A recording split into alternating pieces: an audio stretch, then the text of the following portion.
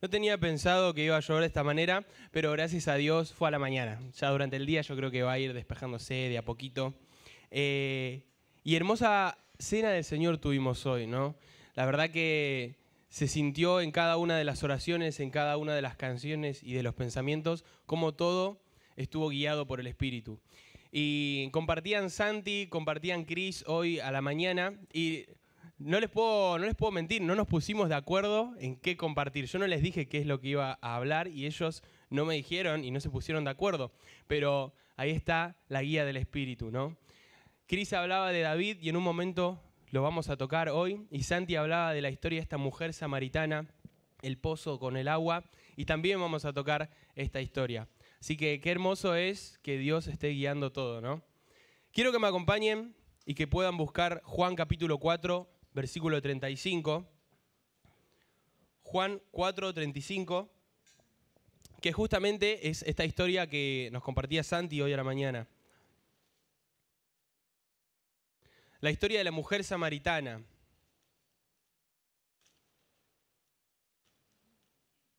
Pero no nos vamos a centrar en la historia en sí y en el encuentro que tuvieron Jesús y esta mujer samaritana, sino que vamos a centrarnos en lo que pasó después, la charla que tuvo Jesús con sus discípulos después de haber tenido este encuentro con esta mujer. Vamos a leer el versículo y después les voy a mostrar algunas cosas que traje para que podamos empezar a entender de qué vamos a hablar en esta mañana. No quiero ser muy extenso, van a ser solo 2 puntitos. Juan 4:35 dice lo siguiente. ¿No decís vosotros, aún faltan 4 meses para que llegue la siega? He aquí os digo, alzad vuestros ojos y mirad los campos, porque ya están blancos para la siega. Y la canción que cantábamos al principio hablaba de esto, ¿no? Alza tus ojos y mira, la cosecha ya está lista. Y es una metáfora que se usa y que utiliza aquí Jesús para hablarle a los discípulos acerca de la importancia de salir a predicar, de salir a contarle, en ese caso a los samaritanos, qué era lo que Jesús venía a mostrar. Mira, te pongo un poco en contexto para poder entender este versículo. Y antes de ponerte en contexto, quiero que pienses en este año en la iglesia. Esteban la semana pasada nos compartía un mensaje acerca del compromiso que debemos tomar, acerca de la importancia del servicio. Y esto que vamos a hablar hoy va de la mano con esto que escuchamos el domingo pasado. Por eso quiero que, antes de volver a leer este versículo, de charlar un poquito de qué era lo que pasaba, pienses en tu vida y en la iglesia en este año, ¿no? Pienses en dónde vas a estar ayudando a la iglesia. Y si sos nuevo, si es una de las primeras veces que venís, veo bastantes caras nuevas o que vienen hace poquito, que puedas pensar quién es Dios para vos, ¿no? ¿Qué es lo que conocés de Dios? ¿Qué es lo que sabés de Dios? Si alguna vez lo escuchaste. Y bueno, Dios quiera que pueda utilizarme en esta mañana para que puedas ir conociéndolo un poquito más en estos minutos que vamos a estar compartiendo. Volvemos a leer, ¿no decís vosotros, aún faltan 4 meses para que llegue la siega?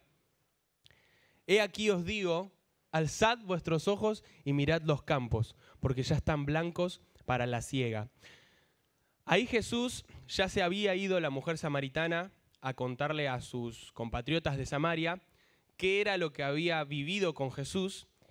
Entonces la mujer samaritana ya se había ido, vienen los discípulos y se ponen a hablar con Jesús. Y ahí Jesús les dice este versículo. Y algunas cositas a tener en cuenta antes de seguir. La siega, cuando habla de la siega, habla del campo, ¿no? Aquellos que han trabajado en el campo, claramente no es mi caso, podrán saber un poco más que cuando uno hace una plantación, hay un tiempo en donde esa plantación empieza a crecer y hay un tiempo de cosecha. Bueno, acá Jesús está hablando acerca de eso. La siega, el campo, hace referencia al mundo, es decir, a la gente que no tiene a Cristo en su corazón.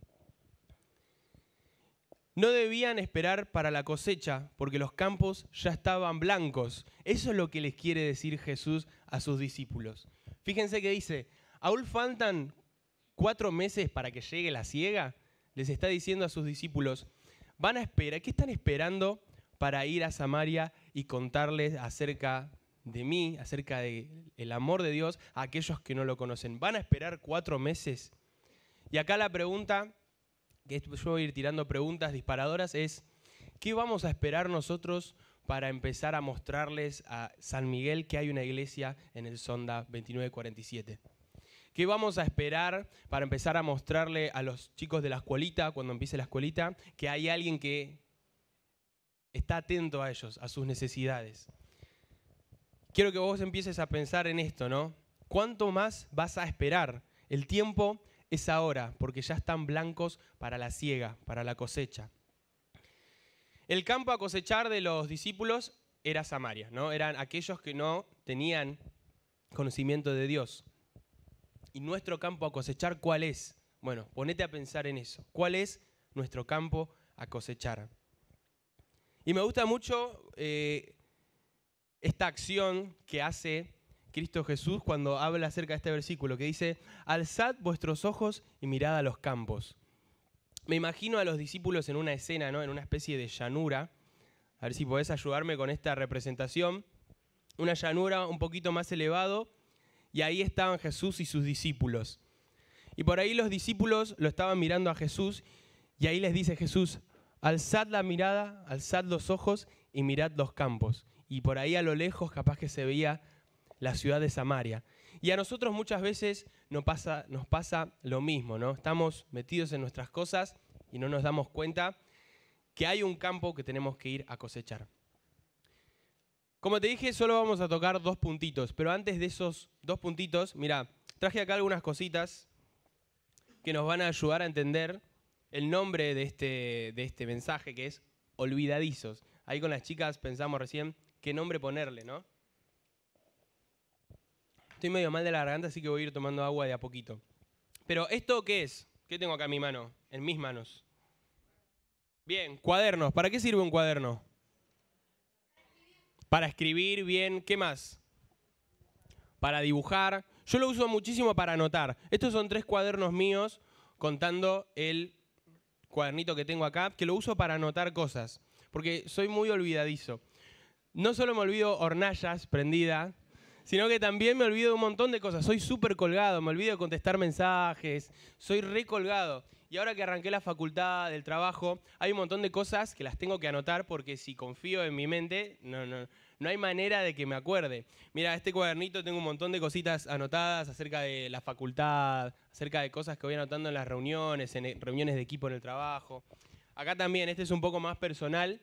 Y voy anotando porque si no me olvido. Y claro, la rutina me gana y me olvido. Vos venís a decir, che, Valen, ¿te acordás esto?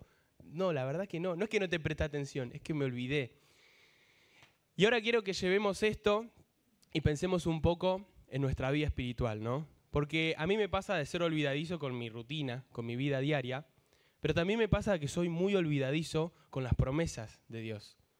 A veces me olvido que Dios ya me prometió una vida eterna. A veces me olvido que Dios me ama. A veces me olvido que Dios está conmigo día a día. Y así como tengo estos cuadernitos para anotar cosas, quiero que vos puedas pensar en esto, ¿no? ¿Qué cosas olvidás diariamente que Dios te da, pero estás tan metido en tus cosas que no te das cuenta de que Dios te lo está dando? Y principalmente esto. ¿Por qué nos olvidamos de predicar? ¿No? Va más allá de anotarlo en un cuadernito. Este versículo nos habla de predicar específicamente, de ir, de acercarse. ¿Por qué no lo hacemos? Y esto no es un llamado de atención a la iglesia, esto es para que uno haga una autocrítica. ¿Por qué no lo hacemos? ¿Por qué me olvido? Y eso es lo que vamos a estar hablando. Solo vamos a tocar 2 puntitos para responder esta pregunta disparadora que nos da este versículo. ¿Por qué olvidamos de predicar? ¿Por qué nos olvidamos de llevar el amor de Dios al mundo? ¿Hasta acá se va entendiendo? ¿Va bien? Miren, no les voy a robar mucho tiempo. Son solo 2 puntitos y el último de estos 2 es un mensaje de ánimo para aquellos que necesitan este mensaje de aliento, de ánimo de parte de Dios. Que lo tuve en esta semana y quería compartírtelo a vos. Hago un paréntesis grande. Antes de arrancar, Jesús se encuentra con la mujer samaritana. Jesús era judío, ¿no? Jesús, de la descendencia, era judío. La mujer era samaritana. Y presta atención en esto porque es un paréntesis, pero ya nos empieza a mostrar qué es Dios y quién es Dios y su amor. Samaria, los samaritanos y los judíos estaban peleados, culturalmente estaban peleados. Pensá en los argentinos y los chilenos, ¿no? Por ejemplo, que nosotros nos cargamos siempre con el fútbol, ¿no? Que nos ganaron finales, pero ellos no clasificaron al mundial, que ahí hay una pica. Bueno, judíos y samaritanos tenían la misma pica, pero no era por algo tan banal, era por algo realmente importante, era una pica cultural, era un odio que se tenían. Imagínate, cuando los judíos tenían que pasar por Samaria, la rodeaban con tal de no cruzar por el medio de la ciudad, y lo mismo hacían los samaritanos. Y fíjate que Jesús se encuentra con esta mujer samaritana, que era samaritana del pueblo que era enemigo de Dios, si vamos al caso, y que encima era mujer, que en ese momento, en esa época, las mujeres estaban completamente desvalorizadas, ¿sí? Y ahora fíjate en Jesús y en su amor, ¿no? El amor de Dios, que no hace acepción de personas, que se acerca y habla con una mujer que encima era samaritana. Era de lo más bajo, el escalón más bajo de la sociedad. Bueno, en eso se fijó Dios, en cada uno de nosotros. Fíjate cuánto te ama Dios, ¿no? Hoy por ahí estás escuchando esto y decís, tantas cosas tengo que arreglar, tantas cosas le debo a la gente, tanto le debo a Dios, hice un pecado tan grande que nadie lo va a poder aceptar, que nadie lo va a poder perdonar. Bueno, Dios se acercó a una mujer samaritana, lo más bajo de la sociedad, y aún así le acercó su amor. Y hoy lo puedo hacer con vos también. Cierro este paréntesis y seguimos. ¿Por qué olvidamos de llevar el amor de Dios al mundo? ¿Por qué lo olvidamos? Mira, yo noté solo dos cositas, no quiero robarte mucho tiempo. En primer lugar, ahí si estás anotando, pensé en la vida cotidiana. La vida cotidiana a veces hace que nosotros nos olvidemos de llevar el amor de Dios al mundo, ¿no? Como te decía, los discípulos estaban con Jesús y ahí Jesús les dice, alcen sus ojos, levanten la vista y miren los campos, miren aquella ciudad, porque ahí hay que ir a predicar. Muchas veces nosotros somos como los discípulos, ¿no? Abro paréntesis, todo esto me pegó primeramente a mí, por eso se los comparto a ustedes. Son un montón de cosas que tengo que mejorar. Cierro de vuelta. Nosotros somos como los discípulos muchas veces, ¿no? Estamos metidos en nuestras cosas, en lo que tengo que hacer, en mis proyectos, en mis estudios, en mi familia, en mi trabajo, en lo que yo tengo que hacer, yo. Y muchas veces nos olvidamos del otro. A veces nos olvidamos del que está al lado nuestro en la iglesia. ¿Cuánto más nos vamos a olvidar del que no está en la iglesia, no? Y te digo, esto es primeramente para mí, este mensaje me pegó primero a mí, esta palabra. Pero que puedas pensar en esto. ¿Por qué olvidamos de llevar el amor de Dios? Bueno, porque estoy muy metido en mi vida. Y a veces Dios me llama a hacer esto, ¿no? Alzar mis ojos.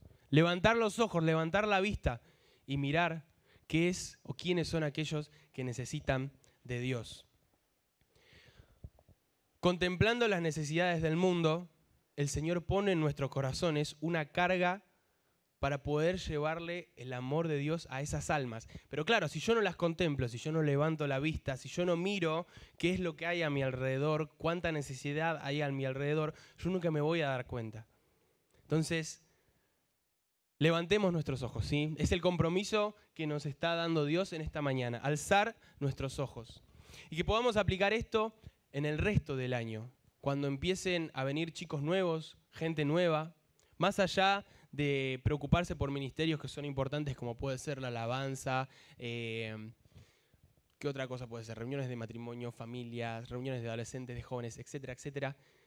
La iglesia este año tiene un llamado que es de poder hacer discípulos.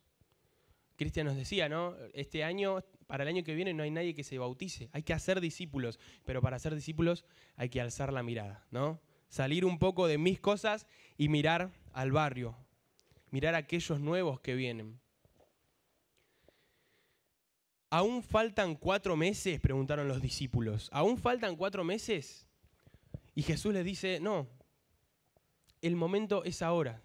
El momento es ahora, ya, desde ya. Van a empezar las actividades, estemos atentos, alcemos nuestros ojos, salgamos un poco de nuestra vida cotidiana, dejemos de lado el orgullo y el egoísmo y miremos a aquellos que realmente necesitan de Dios.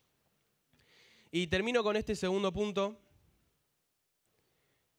que por ahí a veces nosotros nos olvidamos de llevar el amor de Dios porque no nos sentimos listos. No me siento preparado, no me siento listo. Y acá pensaba un poco en David, y ahí se conecta con lo que decía y los compartía Cris en la mañana. Pero este último puntito quiero detenerme, porque ya hablé acerca de qué es lo que tenemos que hacer, ¿no? Nuestra responsabilidad ante la gente nueva que viene, ayudarlos, alzar la vista, enfocarse y preocuparse por su vida espiritual. Pero eso va a pasar si nosotros salimos de nuestro egoísmo de vida cotidiana. Y ahora en este segundo punto quiero enfocarme en vos. En vos que querés mejorar, querés hacer las cosas bien y se te caes. Querés hacer las cosas bien y tropezás. Querés hacer las cosas bien y te sentís un fracasado. Querés hacer las cosas bien y sentís que no te sale y que la remás y que la luchás y que Dios por ahí está decepcionado de vos. Este es un mensaje de aliento para aquellos que no se sienten listos. Y la pregunta es, ¿te sentís listo? ¿Te sentís capacitado, preparado para poder alzar la vista y poder tomar este compromiso? Yo cuando leía esto decía, no, me falta tanto a mí para poder estar listo, me falta tanto para poder estar preparado para recibir a aquellos nuevos que vienen. Pero mira, esto lo compartíamos un poco en el campamento de reencuentro que fuimos con algunos chicos. Fíjate Jesús y sus discípulos. Y quiero que ahora hagamos un intercambio entre nosotros. ¿Qué me pueden decir de algunos discípulos? Acordate, ¿eh? ¿Te sentís listo? ¿Te sentís preparado? Y pensamos en Jesús y los discípulos. ¿Qué me pueden decir? Y ahora sí quiero que levanten la mano y me digan lo que sepan. ¿Qué me pueden decir de Jacobo? Alguno que levante la mano y diga, lo primero que se te venga a la mente. Bien, pescador. ¿Qué me pueden decir de Juan? ¿Alguno? ¿Algo? El discípulo amado. ¿Algo más de Juan? Pescador. Hermano de Jacobo. ¿Qué me pueden decir de Pedro? Impulsivo. Carácter fuerte, ¿no? ¿Qué me pueden decir? ¿Algo más que me puedan decir de Pedro, Juan, Jacobo? Pescadores. Los tres eran pescadores. Un oficio completamente normal en aquel momento. ¿Qué me pueden decir de Mateo? Publicano, Mateo era publicano. ¿Qué pasaba con los publicanos? Eran odiados, eran los cobradores de impuestos. Mateo era judío, cobrador de impuestos de los judíos. O sea que los odiaban y trabajaba para los romanos. ¿Qué me pueden decir de Tomás? Incrédulo. Tomás era un incrédulo, ¿no? Pobre Tomás, lo recordamos siempre por ser el incrédulo. Y de Judas, ¿qué me pueden decir de Judas? Un traidor. Pero fíjate, todos estos, y faltan aún más, eran los discípulos, eran los que trabajaron y ayudaron a Jesús en el ministerio. Y fueron los que luego llevaron, una vez que Jesús ascendió al cielo después de resucitar, de vencer a la muerte, quedaron en la tierra estas personas que estuvimos nombrando y más para poder llevar el evangelio a todas las personas, a todas las criaturas. Y acordate lo que estamos hablando, ¿no? ¿Te sentís listo? ¿Te sentís lista, capacitada? Pedro era impulsivo, tenía un carácter muy fuerte. Es verdad que, me imagino, cuando hacían una pregunta, el primero que saltaba era Pedro, pero también fue el que lo negó 3 veces a Jesús. Juan, discípulo amado, hermano de Jacobo, de Pedro, eran pescadores los tres. Era normal, no era nada del otro mundo. No eran estudiados de la palabra, no eran unas eminencias, eran simples personas. Mateo, publicano, odiado. Tomás, incrédulo, habiendo pasado 3 años con Jesús, después no creyó que Jesús había resucitado. Y Judas, traidor. Quiero que te fijes en los discípulos. Ellos habrán pensado, ¿estoy listo para estar con Jesús, con el Hijo de Dios? ¿Estoy listo para estar ayudándolo a Jesús, que es el Hijo de Dios, a llevar la palabra? Fíjate que eran comunes y corrientes, tenían sus errores, sus virtudes, pero a veces tenían más errores que virtudes. Pero ellos fueron los que Jesús eligió para llevar su palabra. Por eso quiero que me acompañes y que leas 1 Corintios capítulo 1, 27 y 28. Porque resume muy bien esta idea que quiero compartirte. Dice, sino que lo necio del mundo escogió Dios para avergonzar a los sabios. Y lo débil del mundo escogió Dios para avergonzar a lo fuerte. Y el 28 dice, y lo vil del mundo y menospreciado escogió Dios y lo que no es para deshacer lo que es. ¿No te sentís listo? ¿No te sentís preparado? ¿No te sentís capacitado? Fíjate lo que dice el versículo 27. Lo débil eligió Dios para poder llevar su palabra, para avergonzar a los sabios, y lo débil escogió Dios para avergonzar a lo fuerte. Es para vos este mensaje, que por ahí no te sentís preparado, no te sentís a la altura del ministerio que vas a estar en este año, no te sentís a la altura para estar enfrente de Dios. Dios se perfecciona en tu debilidad. Y ese es el mensaje que a mí me pegó en esta semana y que quiero compartirte. Pero a veces no lo entendemos porque nosotros nos centramos en nosotros, en mi debilidad, en lo que a mí me falta. ¿Y sabes cuál es el punto? Que tenemos que centrarnos en Dios. Tenemos que centrarnos en Dios en vez de centrarnos en lo que a mí me falta, en lo que yo soy malo, en mis debilidades. Cambiar la mirada y centrarme en Dios. En cuánto Él me puede dar a mí para completarme y ser útil para su obra. El único que puede completarte es Dios. Hay un vacío en tu corazón, pero el único que puede completar ese vacío y llenarlo es Dios. ¿Te sentís listo? ¿Te sentís lista? Los discípulos no se sentían listos y aún así estaban con Dios. Y esto último que quiero compartirte, ahora sí, antes de terminar esta mañana, esta pequeña reflexión, pensamiento, es una palabra o un mensaje para los que sienten un llamado, para los que saben en dónde pueden estar ayudando en la iglesia, pero no entendés por qué vos tenés ese llamado. Muchas veces nos pasa de sentir que tengo que ayudar acá y sé que Dios me quiere poner en este lugar, pero cuando veo mi vida de comunión con Dios, veo que me cuesta todos los días levantarme, veo que me cuesta acercarme, veo que me cuesta ser atento a mis hermanos, veo que me cuesta demostrar el amor, veo que me cuesta el dominio propio, me cuesta. Y viene esa pregunta, ¿no? ¿Por qué Dios? ¿Por qué me elegís a mí? ¿Por qué yo? ¿Por qué? Pero ¿sabés qué? El punto es que Dios no te elige por lo que sos, Dios no te elige por lo que tenés, Dios no te elige porque hayas hecho o haces o vas a hacer el Müller, Dios no te elige por el promedio que tengas en el Müller, Dios no te elige por cuánto sabés de la palabra, Dios te elige porque ve algo en vos que a veces ni siquiera vos podés ver. Algunos saben qué es aquello que Dios les dio, otros no lo saben y están en búsqueda. Pero Dios a vos te elige y te pone en la iglesia del Sonda preparándote para lo que va a ser este año porque ve algo en vos, porque sos valioso para Dios.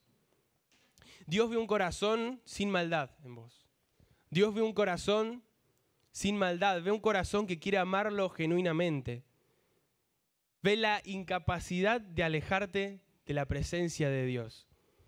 Y te han pasado cosas en tu vida y te están pasando cosas en tu vida y recibís golpe tras golpe tras golpe y mirá, seguís acá. Y te fuiste en un momento y volviste y hoy estás acá. Y Dios ve eso más allá de tus debilidades. Y acá mencionamos a David. David falló, ¿no? Aquel que venció a Goliat, aquel que levantó el nombre de Dios, aquel que confió en Dios, después cayó. Y tuvo un pecado moral.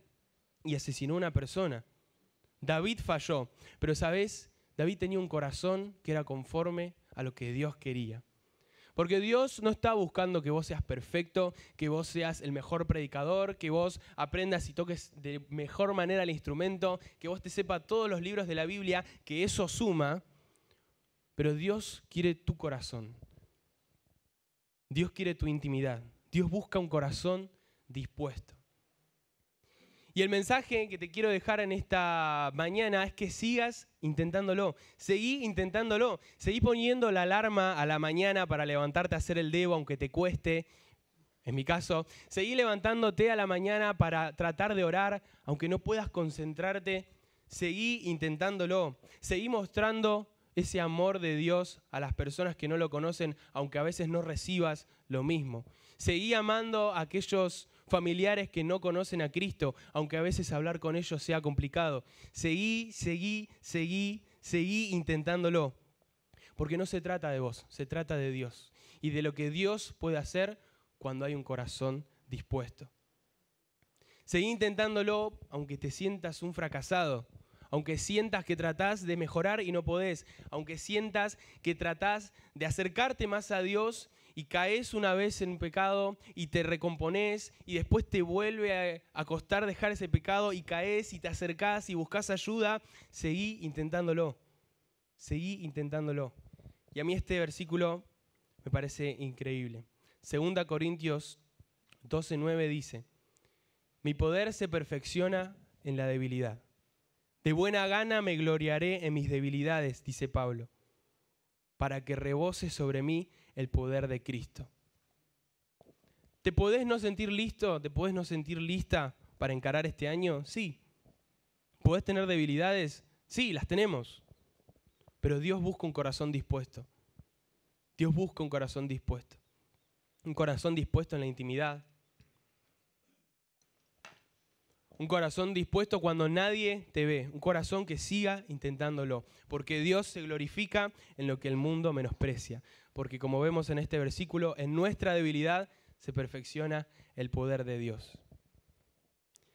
De buena gana me gloriaré, dice Pablo, en mis debilidades, en aquello que no es bueno, para que pueda rebosar la gracia de Dios y el poder de Cristo en mi vida.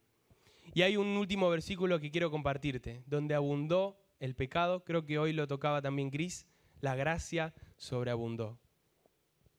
Donde abundó el pecado, la gracia sobreabundó. Hermanos, este año está arrancando, no olvidemos, como a mí me pasa a veces que me tengo que anotar todo, no olvidemos alzar nuestros ojos, mirar a aquellos nuevos que van a estar viniendo y sobre todo pensar en esto, ¿por qué a veces me olvido? Por mi vida cotidiana, porque no me siento listo. Pero ahí viene Dios y me dice, mi poder se perfecciona en tu debilidad. Mi poder se perfecciona en tu debilidad. ¿Les parece si tenemos una palabra de oración y terminamos? Padre nuestro que estás en el cielo, te agradecemos porque nos permitís en esta mañana estar un grupo de hermanos reunidos. Y sobre todo, Dios, porque podemos escuchar esta palabra, ¿no? Que nos ayudes a acercarnos más a ti, a dejar de centrarnos en lo que tengo, en lo que soy, en lo que puedo hacer, y centrarnos más en buscar un corazón que esté dispuesto a servirte a ti, Dios. Enviaste a tu Hijo a morir en una cruz por cada uno de nosotros. Y lo que buscas es un corazón dispuesto a ese mismo sacrificio, Padre.